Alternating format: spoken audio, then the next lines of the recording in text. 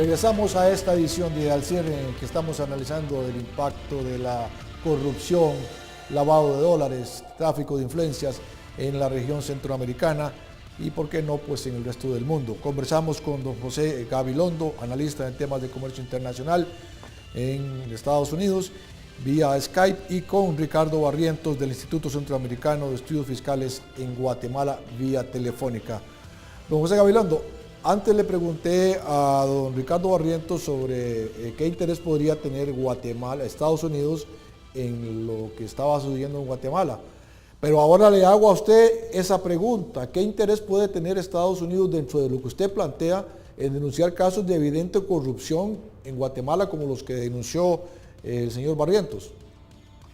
Bueno, los Estados Unidos tienen un interés, digamos, ideológico en pintarse como el proponente principal del supuesto rule of law. O sea, parte de su legitimidad como país es servir esta función, no de buen vecino en realidad, más como buen policía, siguiendo unas normas. De forma que yo creo que tienen un interés en ese tipo de proyecto. Pero yo también quería hacer otro comentario, que con esto no quiero dudar sobre el valor del proyecto de la anticorrupción. Es muy importante, y particularmente con los ejemplos que nos dio el caballero, porque para mí lo que está en juego en la corrupción en Latinoamérica es el problema de la institucionalidad en la región. A mí me parece que la región quiere y ha sufrido con desarrollar instituciones legales, jurídicas, políticas que funcionen con cierta legitimidad, y la corrupción va al corazón de eso. Y ahora, relacionando los Estados Unidos, los países no tienen amigos, tienen intereses. Y yo creo que lo que hemos visto es que a veces los Estados Unidos tienen intereses que convienen a la región y a veces no.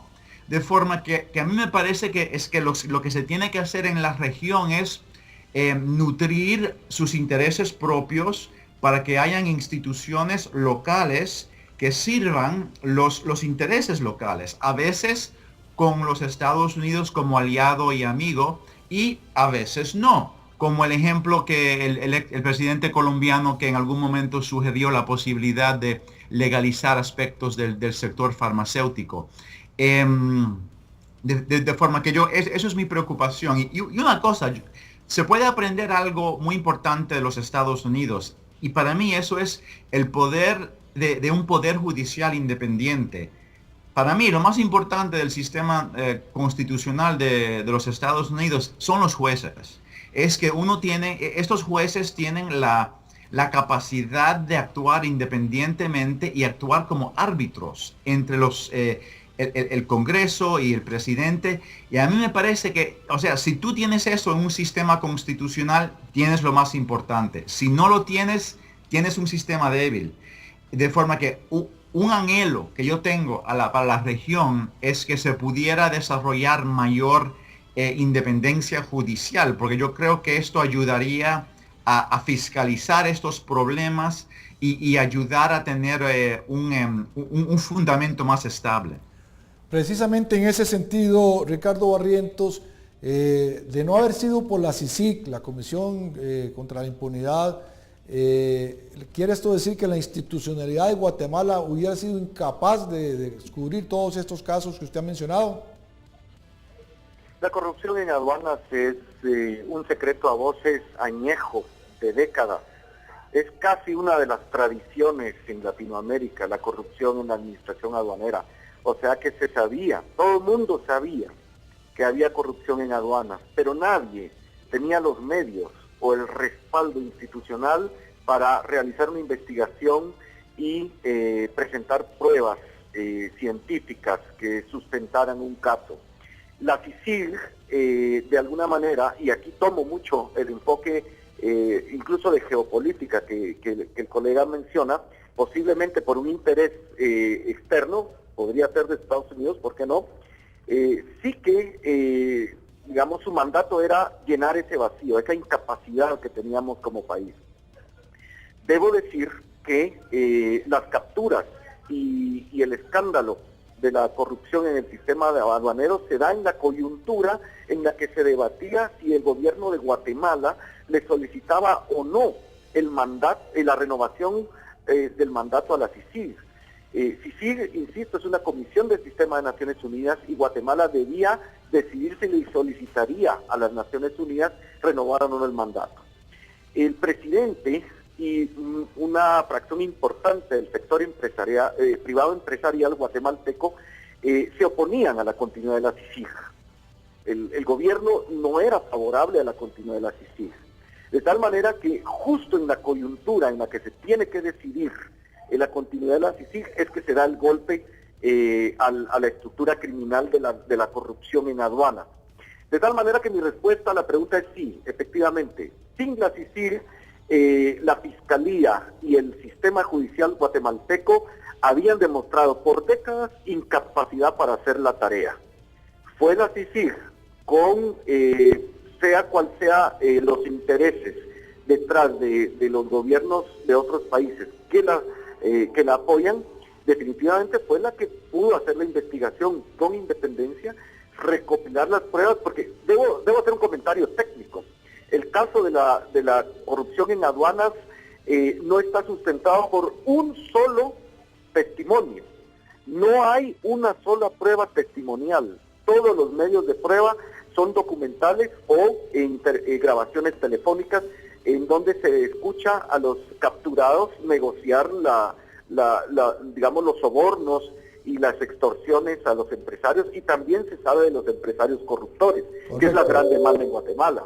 Ya cayeron los empleados públicos, ahora falta los empresarios que usaban digamos, el servicio de corrupción en aduanero. Sin la...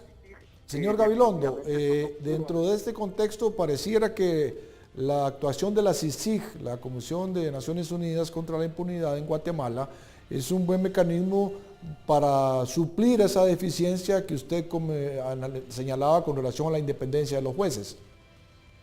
Bueno, es cierto, aunque por el ejemplo que diste al comienzo del programa de lo que ha pasado en FIFA, por ejemplo, puede ocurrir corrupción en cualquier organismo, sea local, nacional, multilateral.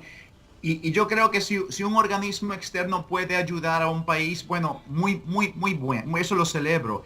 Pero a mí me parece que lo mejor es procurar conseguir alguna estructura autóctona, alguna estructura local para no tener que depender externamente, porque a veces estos organismos internacionales van a ser tu amigo y a veces no.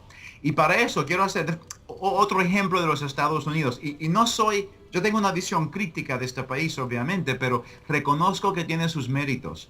Y parte de la razón por qué funciona es porque hay este concepto en la Constitución de que, o sea, de alguna manera no podemos confiar uno del otro. De forma que tenemos que tener un sistema de frenos y contrapesos, porque no nos vamos a llevar bien, no vamos a confiar uno del otro y debemos presumir que va a haber conflicto. O sea, ¿cómo se ventilan esos conflictos? Y es ese juego de niño que jugábamos de tijera, papel y piedra, en que cada rama puede limitar la otra. Y a mí me parece que el reto, el desafío que se tiene en la región, y siendo de Cuba también me adhiero a esta situación, es buscar una forma de hacer eso verídico. O sea, ¿cómo podemos reformar nuestras cartas orgánicas, nuestros sistemas públicos, para, reconociendo lo malo que somos como personas, reconociendo eso, cómo podemos diseñar reglas del juego? Bueno, pareciera que en todas nuestras constituciones, está incluida la premisa de la separación de poderes y eso debería funcionar. Parece que no siempre es así, lo demuestra el caso de Guatemala. Vamos a ir a un corte comercial y regresamos en unos instantes en esta edición de Al Cierre.